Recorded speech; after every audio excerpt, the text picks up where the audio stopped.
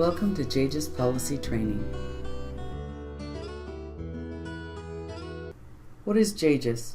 JJIS, the Juvenile Justice Information System, is the statewide system of record for juvenile referral tracking in the state of Oregon.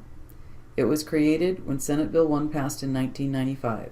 This bill made three major changes to juvenile justice practice in the state, including the implementation of Measure 11, the establishment of a statewide database, JJIS, and the creation of the Oregon Youth Authority as a new state agency charged with addressing juvenile justice at the state level.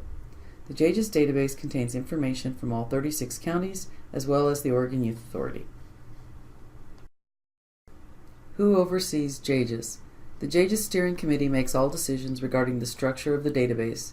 The committee is comprised of county juvenile department directors, representatives from OYA, members of the Oregon Juvenile Department Directors Association, OJDDA, and external partners with an interest in juvenile justice.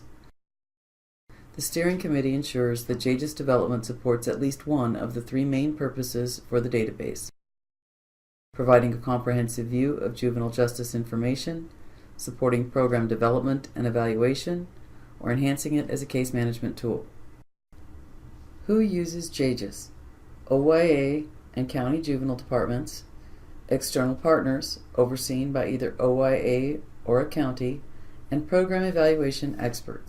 How is JJIS data recorded? Youth records, called JJIS Youth Notebooks, are assigned a JJIS number automatically when the record is entered.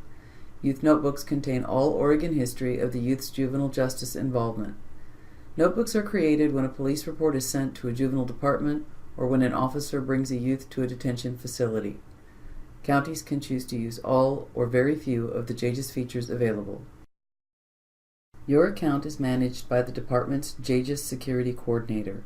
To have access to JJIS, you will be required to read, complete, and sign a JJIS User Agreement, also known as a JJIS Security Agreement, indicating that you agree to follow all of the tenets contained in the document, including participation in the annual renewal process as requested.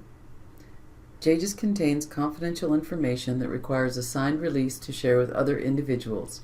Some of the information in JJIS is releasable to the public per ORS codes related to victim rights. Details on these codes are available online through the state of Oregon.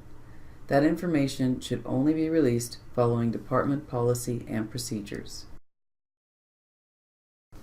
JJIS data can be shared for legitimate law enforcement and juvenile justice purposes, including subpoenas, secret indictments, and investigative questions from law enforcement. Release of JJIS information must be done by the agency that entered the information or with their express written permission, including closed cases. You are responsible for anything done under your login. Take reasonable precautions when leaving your workstation and do not share your login with anyone. Your footprints or electronic traces of what you have looked at in JJIS are available to management upon request. Improper use of information. Personal use of JJIS is absolutely prohibited. This includes information that can be released. Staff must go through the front desk just like the public would. If you no longer work with a youth, do not use JJIS to look up information.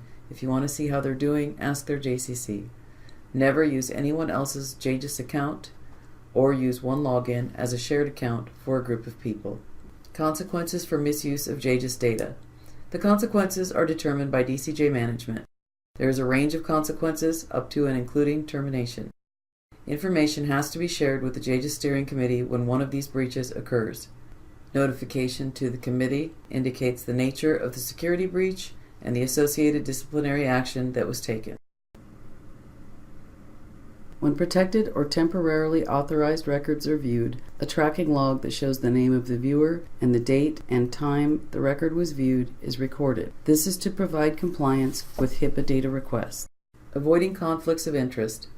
If you can make entries into JJIS, you must notify your supervisor in writing if you become aware that a youth both has a record in JJIS and is either related to you or has perpetrated a crime against you. If you have view-only access, this is not required by policy, however, it is considered a best practice. Lockouts and revocations. If you forget your password, you can send an email to DCJ BAT and have it reset. If you do not log into JJIS monthly, your account will lock up. You can set a reminder on your calendar or use the monthly BAT team reminder to remember to log in. If your account is locked, send an email to DCJ BAT asking for your account to be unlocked. Your password will also be reset if your account is unlocked. If 90 days has passed, your account will get revoked. If you allow your account to get revoked due to inactivity and you want to get it back, you will have to complete a new signed JJIS user agreement, and your manager will have to approve restoring your account. Restricted JJIS notebooks. JJIS notebooks can be restricted so a limited number of staff have access to the notebook. This restriction requires a court order, written request from a juvenile department director, or an OIA administrative decision. If you need information from a restricted notebook, contact a member of the BAT team and we will assist you. Thank you for your time. This is the end of the JJIS Policy Information Training.